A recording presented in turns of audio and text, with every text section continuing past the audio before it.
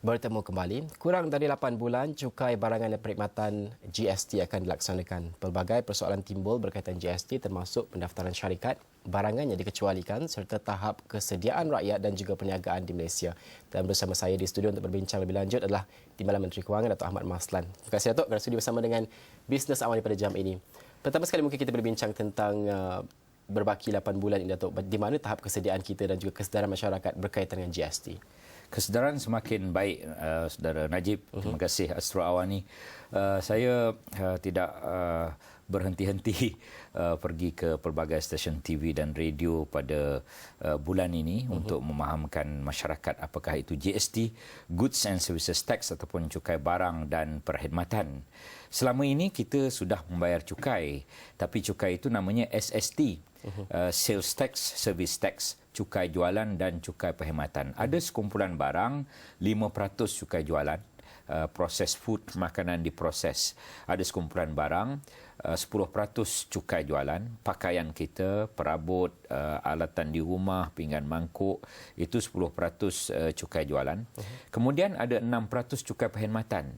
Jadi 5%, 10%, 6% ini sudah dibayar oleh rakyat. Itu yang rakyat tidak tahu pada saat dan ketika ini, kerana cukai itu adalah cukai tidak langsung, dikutip oleh custom, dikilang-kilang barang-barang yang berkaitan, namun akhirnya cukai itu dibayar oleh pengguna pada harga akhir. Pada harga akhir, tetapi tidak dijelaskan dalam bil. Namun selepas ini 5% tidak ada, 10% tidak ada, 6% tidak ada. Cukai perkhidmatan itu, cukai jualan itu, kita hanya ada satu cukai GST. Jadi GST ini bukan cukai tambahan baru. GST adalah cukai mengganti cukai yang kita mansuhkan. Dan juga di peringkat makronya mungkin di peringkat ekonomi itu sesuatu yang telus. Cukai yang rejim cukai yang lebih telus di peringkat makronya. Mungkin di peringkat pengguna, mereka ingin bertanyakan tentang manfaat yang mereka perolehi daripada pelaksanaan GST. Mungkin Datuk boleh terangkan manfaat pengguna. Konsep cukai ini ialah kita mengutip sejumlah wang daripada rakyat yang pelbagai pendapatan, kemudian wang dari rakyat itu dikumpulkan, diatur oleh Kementerian Kewangan, diproses di Dewan Rakyat oleh ahli-ahli parlimen, lepas itu kita serah kembali kepada rakyat. Jadi itu konsep cukai. Jadi rakyat dapat kembali cukai yang mereka bayar, sama ada secara langsung ataupun tidak langsung. Dan jangan risau membayar cukai. Cukai langsung dibayar, dikutip oleh lembaga hasil. Cukai tidak langsung dikutip oleh custom. Antara cukai langsung ialah cukai pendapatan, cukai syarikat. Antara cukai langsung, cukai tidak langsung yang dikutip oleh custom ialah cukai barang, cukai jualan dan juga cukai perkhidmatan, SST. Kutipan itu kita kumpul, diproses. Jadi duit rakyat diproses di Dewan Rakyat, dikembalikan pada rakyat dalam bentuk pembangunan negara, pembangunan ekonomi, pembangunan sosial, pembangunan pendidikan, pembangunan kesihatan. Segalanya itu rakyat yang mendapat manfaatnya, tak kira siapa mereka itu. Kita bagi subsidi, subsidi minyak, subsidi diesel, RON 95, minyak masak, gas memasak, tepung, beras, itu semua kita kembalikan kepada rakyat. Apatah lagi macam BRIM, RM100 anak sekolah, RM200 voucher buku, subsidi nelayan, subsidi padi, macam-macam itu. Segalanya itu adalah daripada kutipan hasil cukai yang kita kembalikan kepada rakyat. Itu manfaat secara umum. Dan kegusaran rakyat kini yang paling nyata kalau kita lihat adalah ketakutan bahawa harga barang akan meningkat pasca pelaksanaan GST. Jadi mungkin safety netnya daripada pihak kerajaan, apa yang akan dilakukan dan bagaimana untuk mengawal harga barang ini supaya tidak terlampau melambung tinggi sehingga membebankan rakyat. Itu kerisauan utama rakyat pada ketika ini. Barang-barang yang pada saat dan ketika ini ada 10% cukai jualan, perabot, pakaian, kerusi meja, pinggan mangkuk, air bergas, macam-macam seumpama itu, TV, radio, handphone, kereta. Sekarang ini 10% sudah dibayar. Selepas ini cuma 6%. Dan 10% itu pula ada cukai atas cukai. Dikutip di kilang, kilang hantar kepada pemborong, pemborong hantar kepada pekedai, pekedai mengenakan kepada pengguna. kesan gandaan itu menjadi 10 menjadi 18. 10 menjadi 17. 17% ada dalam bil yang kita tidak perasan. Selepas ini tidak ada 17% itu. Selepas ini ada cuma 6%. Tidak semua barang akan naik, ya, dengan lain perkataan. Ada iklan kata penuhkan rumah anda dengan perabot sebelum GST tiba. Itu tak betul. Sebab perabot sekarang 10%, selepas ini 10 perabot 6%. Akan berkurang. Pakaian sekarang ini 10%, selepas ini 6%. Tetapi macam proses food, makanan diproses, Maggi, Mami, Nescafe, kemudian Ajinomoto, aiskrim, barang-barang itu sekarang ini 5%.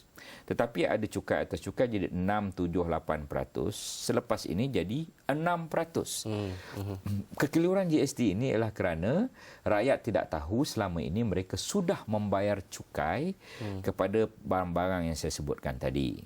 Jadi kalau dikatakan akan terus meningkatkan harga, pada peringkat awal memang ada pertukaran gear tu Najib, daripada SST jadi GST adalah sedikit peningkatan kadar inflasi, tetapi kita akan mengawal perkara itu. Ada 3 kaedah. Seperti kaedah pertama, kita akan mengeluarkan buku garis panduan pengguna. Dalam tu ada 950 barang, ada yang naik sikit berapa, ada yang turun berapa, ada yang tak berubah apa barangnya. Kemudian kita ada akta kawalan harga dan anti pencatutan, anti profiteering.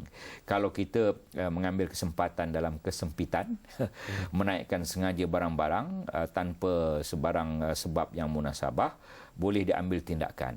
Dan perkara yang ketiga ialah kita ada jawatankuasa khas kabinet, yang Perdana Menteri minta timbalan Perdana Menteri mengepalai jawatankuasa itu untuk memastikan kos sara hidup rakyat itu terkawal, ya.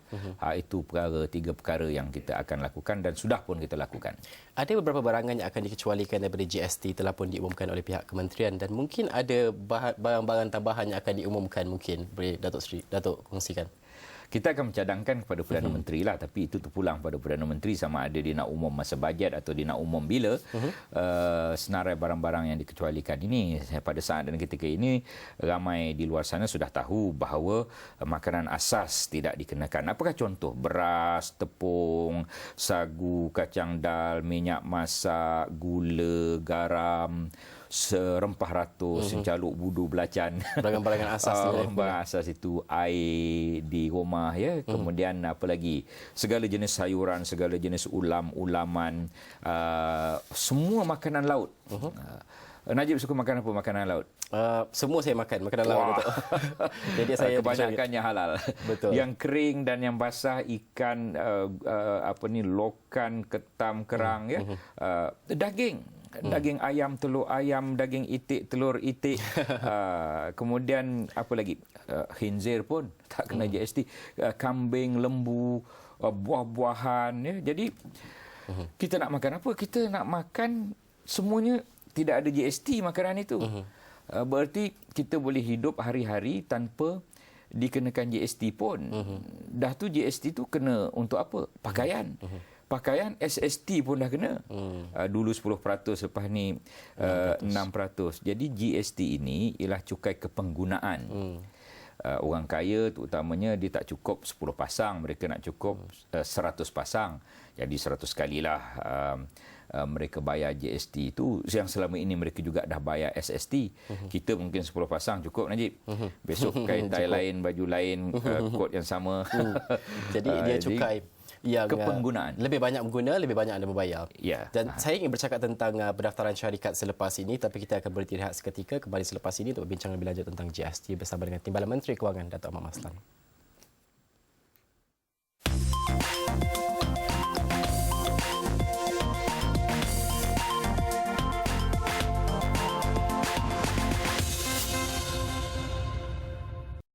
Bertemu kembali dan kita masih berbincangkan berkaitan dengan GST bersama dengan Timbalan Menteri Kewangan Datuk Ahmad Maslan.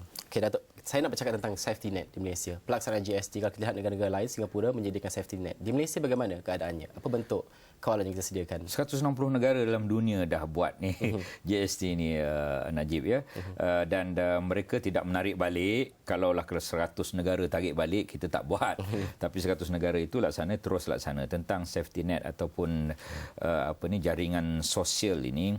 Pertama, kita akan turunkan cukai pendapatan 1 hingga 3 mata peratusan. Cukai syarikat juga turun 1%, cukai koperasi turun 1%. Selepas itu kita juga akan tambah BRIM, dipanggil BRIM GST, untuk menyerap sedikit kalau ada di mana-mana kenaikan kos sikit sebanyak, ya. 300 BRIM itu, kalau sekarang 650 campur 300 dah 950. BRIM pada tahun hadapan ini akan diumum oleh Perdana Menteri lah. Jadi tentang GST ini, selain daripada apa yang saya dah sebut tadi, cukai yang telus, cukai yang lebih baik, lebih berkesan, dia boleh menambah perkembangan ekonomi negara. Peratusan yang tertentu 0.3%. Dia boleh menambah ekspor negara 0.5%, ya. Selama ini ada elemen cukai pada ekspor. Selepas ini ekspor tidak akan dikenakan GST. Jadi ekspor kita akan lebih kompetitif untuk kita jual barangan ke luar negara. Itu satu lagi kebaikan. Pelancong pula akan bertambah mudah-mudahan kerana mereka boleh claim balik, ya, GST yang dikenakan terhadap mereka bila barang itu dibawa balik ke luar negara masing-masing. Satu lagi ialah GST ini ada apa yang dipanggil sebagai input tax credit yang peniaga-peniaga boleh claim balik daripada custom. Itu boleh menurunkan kos perniagaan dalam jangka masa yang tertentu. Apabila kos perniagaan sudah turun, penawaran dan juga kata orang supply and demand, maka akan tiba satu titik pertemuan harganya lebih patut daripada harga sebelumnya. Ini di antara kebaikan GST. Satu lagi, dia boleh menutup apa yang dipanggil sebagai the black economy, ataupun ekonomi gelap, yang orang lari cukai, orang tak bayar cukai, orang yang tipu cukai ini mendaftar, ya. Apabila mereka mendaftar, mereka boleh dapat input tax credit, jadi lepas itu mereka bayar cukai. Datuk, mungkin dari segi pendaftaran syarikat, sasaran kita 300,000 menjelang Disember, bagaimana? Optimis akan dicapai ataupun usaha kita untuk menyedarkan mereka untuk mendaftar, dan bagaimana keadaannya ketika ini? Ya, angka yang terkini 13,000 syarikat sudah mendaftar, tiap-tiap hari ini ribuan, ya. Biasalah kita ni selalu last minute. Ada satu kisah di sebuah masjid di kawasan saya, dia boleh tahan imam masjid tu jangan baca khutbah raya Aidilfitri baru ni. Imam tu turun daripada mimbar sebab dia nak bayar zakat fitrah. Sebab zakat fitrah tamat selepas apabila dah sembahyang, dia tak boleh bayar. Jadi imam tu turun. Punyalah last minute. Orang Malaysia ni janganlah sampai 31 Disember. Daftar sekarang online, atas katil, atas tilam, atas boleh daftar. Maksud saya itulah di pejabat online, ya, boleh daftar. Ambil masa 5 ke 10 minit sahaja untuk daftar 7 muka surat. Tak ada dikenakan apa-apa bayaran. Kalau dah daftar, dapat RM1,000, apa dipanggil sebagai voucher, e-voucher untuk membeli perisian komputer yang GST compliance, ya. Untuk SME, Small Medium Enterprise ataupun PKS, perusahaan kecil sederhana. Kita sediakan RM150 juta tu untuk bagi RM1,000 kepada syarikat-syarikat ini. Lepas itu boleh dapat latihan pendetailan perincian GST yang kita panggil sebagai hand holding program. Jadi daftar, jangan tak daftar. Daftar segera, janganlah kita ni sentiasa last minute segalanya, Najib. Datuk, secara ringkasnya kita nak bercakap tentang bajet 2015 yang tidak lama lagi akan diumumkan oleh Perdana Menteri. Mungkin boleh kongsi sedikit kerajaan bersikap terbuka, rakyat bagaimana untuk menyerahkan pandangan mereka mungkin untuk diambil kira oleh kementerian. Laman sosial Datuk Seri Najib boleh dihantar, kepada saya juga boleh hantar, kepada Menteri Keuangan 2 Datuk Seri Husni boleh hantar menggunakan laman sosial, boleh hantar menggunakan email kepada Kementerian Keuangan. Tengoklah www.treasury.gov.my. Kalau GST tadi www.gst.customs, gst.customs. Yang ini treasury.gov.my. Boleh hantar melalui email atau boleh menghantar menggunakan memorandum dan surat. Kita nak bentang 10 hari bulan 10. Sekarang ini dalam proses Perdana Menteri adalah kaedah-kaedahnya. Pagi tadi mesyuarat pertama beliau untuk memastikan segalanya itu kita laksanakan dengan baik, dan beliau juga telah menyatakan bersedia menerima pandangan-pandangan. Beri pandangan tentang bajet apa yang kita nak. Dan juga Ada kejutan dari bajet 2015? Itu kita tunggu. Tak boleh beritahu. Terima kasih Datuk kerana sudi bersama dengan Business Hari pada jam ini berbincangkan tentang GST dan juga kesediaan kita. Ya. Itu saja Terima masa kasih kembali Najib. Terima kasih Asrul Awani dan semua kru yang lain.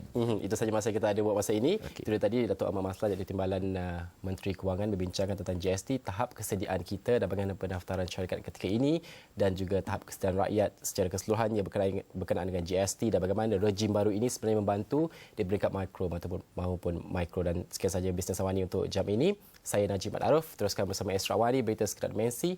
Assalamualaikum dan salam hormat.